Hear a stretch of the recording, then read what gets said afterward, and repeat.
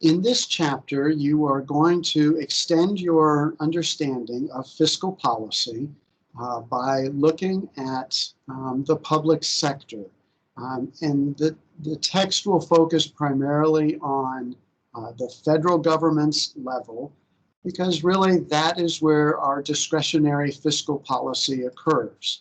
And if you remember, Keynes advocated for a deliberate use of policy to manipulate the state of the economy, whereas the classical economists essentially said to leave the economy alone and it would fix itself, automatically adjusting back to full employment.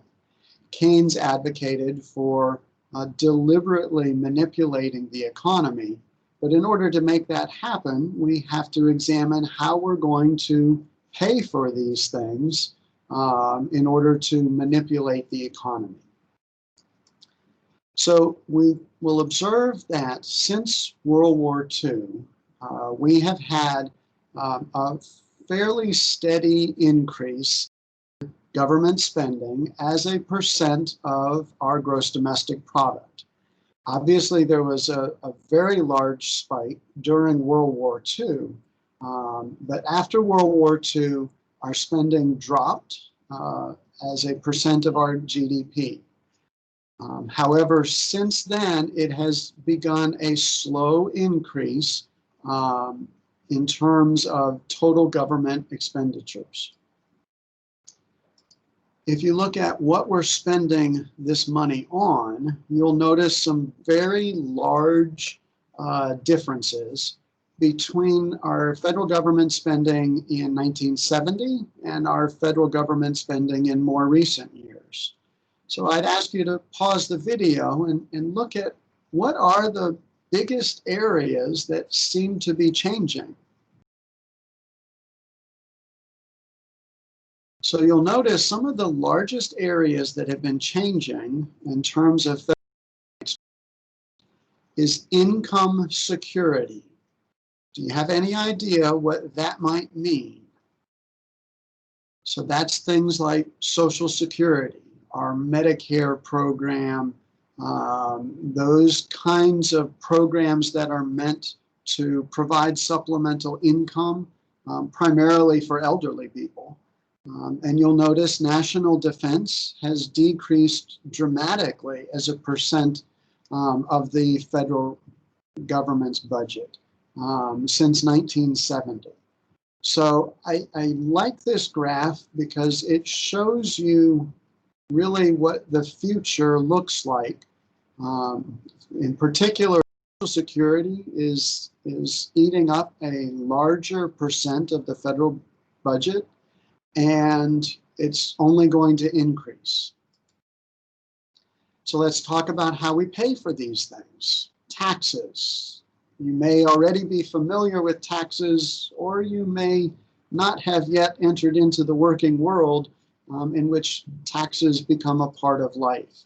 But interestingly, if you think about the federal taxes, who do you suppose pays the majority of the money that comes into the federal government? And a lot of people assume that it's the big businesses that pay the most money that the federal government receives. However, it's really you and I. Our personal income tax, primarily about half of what the government receives in terms of tax revenues. If you then add on our social insurance, so things like Social Security taxes that come out of your paycheck, unemployment insurance, those things add another hefty piece to what the government is collecting. So this is pretty much you and I. Corporate income taxes are really only about 9% of what the federal government is receiving in terms of taxes. There are also things like excise taxes. I don't know if you're familiar with an excise tax, but you have paid excise taxes if you purchase gasoline, or if you purchase firearms, or tobacco, or alcohol, or ammunition. So an excise tax is a tax on a specific item. And the federal government does tax specific items for specific purposes. So for example, you pay a gasoline federal excise tax whenever you fill up your car with gas. That money is then used to finance the building of the roads and maintaining the roads. There are also things like estate taxes. So estate taxes are sometimes called the death tax, but an estate, you can think of it, it's an inheritance passed on, and above a certain level, you do have to pay taxes on those estates. So if you think about the taxes, you may not really have examined your paycheck very closely. You have the number at the top, but then you have payroll taxes. So they will subtract state, city, local income taxes. They will remove money from your paycheck for Social Security and Medicare. These are all things that you and I pay. Now, corporations, businesses, they pay taxes on their profits, but at different rates. And then we also discussed excise taxes and estate taxes. So the principles by which we design our tax structures. Who should pay these taxes? One idea is that the people who pay the taxes should be the ones that are receiving the benefits from whatever the taxes are being used for. So for example, your gasoline tax, the people who receive the benefits are the ones who are driving. They're the ones who are driving on the roads that have potholes that are fixed because the money was collected to fix the potholes. If you don't ever drive a car or buy gasoline, receiving any benefits from having the potholes fixed. So one idea is that people who are receiving the benefits should pay the most of the taxes because they're getting the benefit from those taxes. On the other hand, you can also think about the people who should pay are the ones who can pay, those who have the ability to pay. So essentially, this just says whoever is most able, those are the people who should be paying the most in taxes, simply because they're the most able to pay taxes.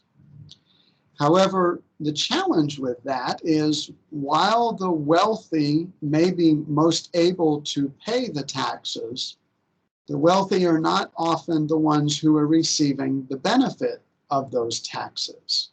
So for example, the richest people in this country will pay income tax. I don't think they're collecting any food stamps. So they're not getting that benefit.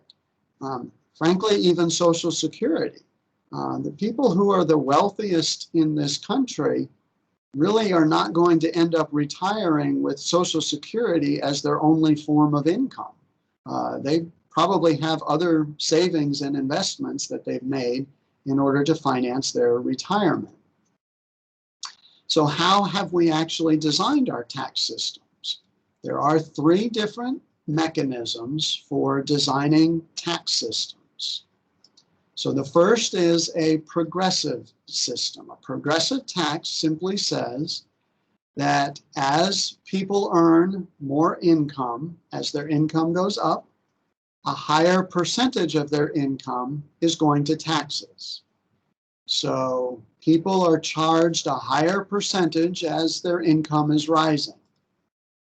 So our income tax is structured as a progressive tax system.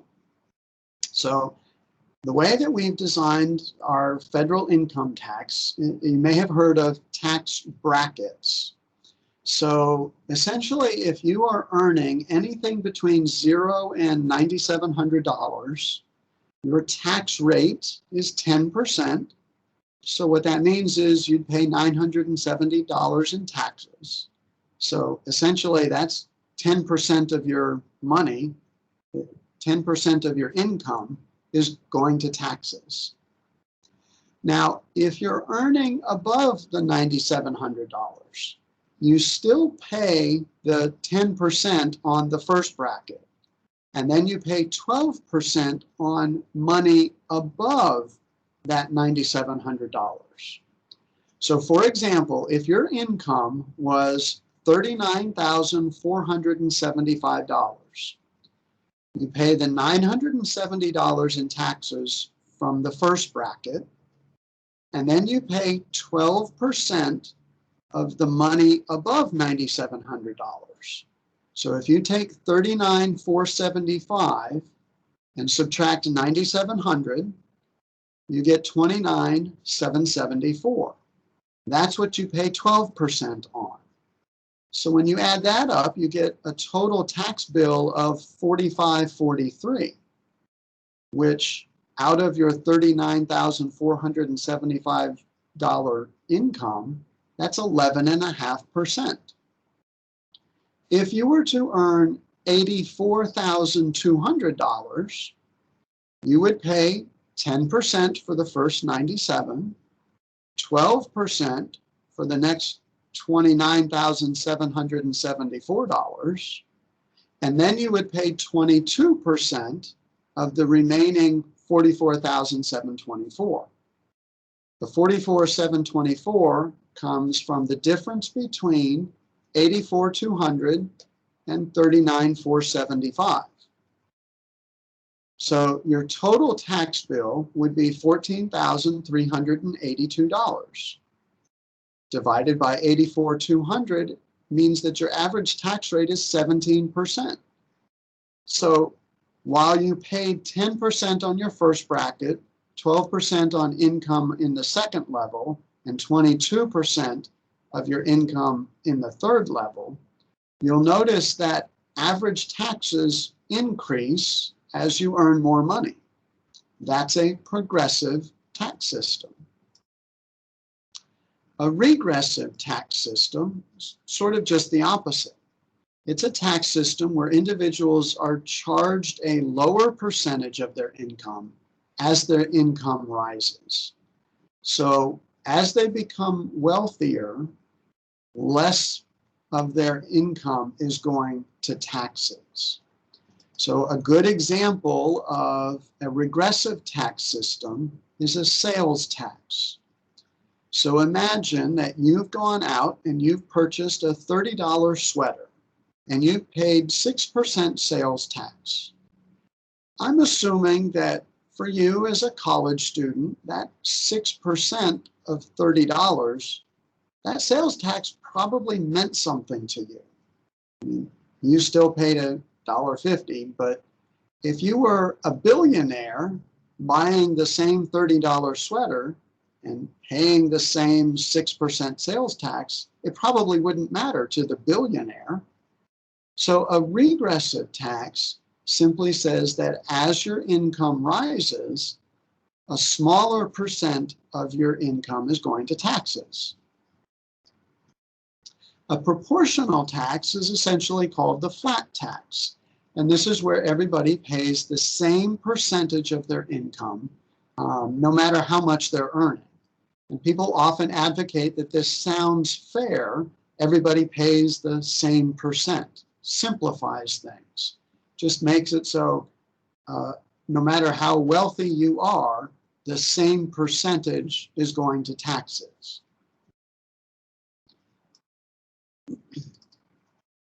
So let's do an example.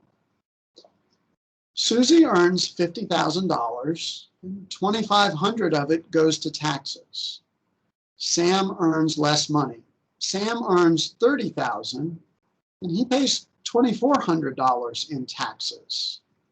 Stop the video and see if you can figure out if this is progressive, proportional, or regressive.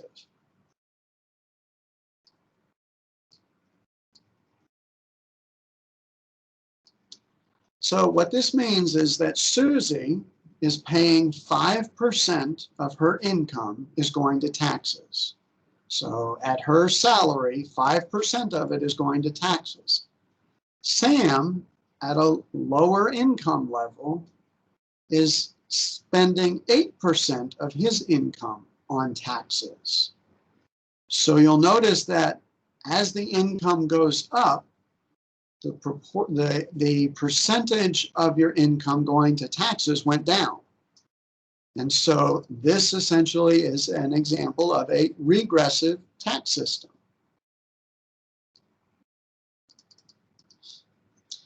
So the last part of this chapter sort of changes gears a little bit and examines the government's decision-making process using what's called public choice theory. This is a theory originally developed by James Buchanan, and is a way of looking at how the government actually makes its decisions for allocating resources. There are several problems with how the government's allocating their resources. So one of those problems is the idea of the majority vote. So typically in the government, the proposal is put forward, and that proposal is going to cost some money, but theoretically there would be some benefits that are received from whatever that spending is. So they will vote on that, and the majority votes yes, then we'll spend the money. But it may not really follow cost-benefit analysis. It's a political thing, and it just may simply be vote getting that decides whether these projects are going to be put in place. So for example, they may actually decide to implement and spend some money on something that really is not going to give as much benefit. Theoretically, we should spend money on things that will provide a greater benefit than the cost. So think about, it makes no sense for the government to spend $1 billion on a project that really is only going to result in a benefit of $100,000. That makes no sense. However, according to public choice theory, if it gets the majority of the votes, that project may move forward. So another problem with the way the government does make decisions about spending has to do with special interest groups. And this ties into the majority vote. Oftentimes special interest groups can capture those politicians and provide funding for their campaigns. And they may say, well, we want you to vote for this project. We will give you X contributions for your campaigns. And so special interest groups can often control what the politicians end up doing. There is also the idea of what's called rational voter ignorance. So the best example that I can demonstrate of this is that when people around here go to vote in an election, they will vote for lots of different items. So when I first moved to Kentucky, I knew that there would be a presidential vote and there would be senators and Congress people that I would be voting for. But I had not anticipated that on the first ballot that I ever voted on in this county, there was a ballot for a constable. I had no idea that the constable was something that was elected in the county that I reside in. Didn't even know what a constable did. I knew that I had seen a couple of signs around for, vote for this person, and I just voted for him. I didn't have any time to figure out who all these people were. It didn't make any sense for me. I didn't think that I'd get any benefit from that kind of research. I researched things like who to vote for president and senator, but I had no idea who to vote for on the school board or the constable. It didn't make any sense for me to do that. I simply don't have time to research all the different initiatives and projects that are out there. So I remain rationally ignorant, and I'll vote for somebody, but it may not be the best person. And so that's often a challenge in our system, is people do have a sense of it's rational to be ignorant about some things. We're going to examine and research more detail those things that we think are going to benefit us even greater. So for example, if I had children in school, I would probably investigate who the school board candidates were. But my kids aren't in school anymore, and I don't have time to research all the different positions on who to vote for in the school board.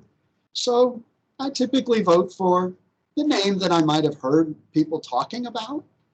Might not be the best person, but I'm rationally ignorant about that. There's also the reality that the federal government, excuse me, and really all government, has some level of bureaucracy, and bureaucracy is often ineffective. Usually there's lots of boxes to be checked and procedures to be followed, and that adds to an inefficient allocation of resources. And there's also the idea of political short-sightedness. So for example, a congressperson in the House is only in office for 2 years. So they need to focus on things that will get a benefit within 2 years so that they can convince the voters to vote for them again. Well, maybe the things that they vote for would be better suited if they had a longer vision. They recognize the benefits don't occur in the first 2 years. Maybe the benefits will occur 10 years later. And so politicians often have a short-sightedness to them. So out of this chapter, you should have received information about government spending, trends in government spending, as well as trends and structures of our tax systems, as well as a little discussion and background of public choice theory. In the next chapter, we will continue discussion of fiscal policy by looking in further detail about the federal budget, and in particular, the debt, the deficits, and surpluses.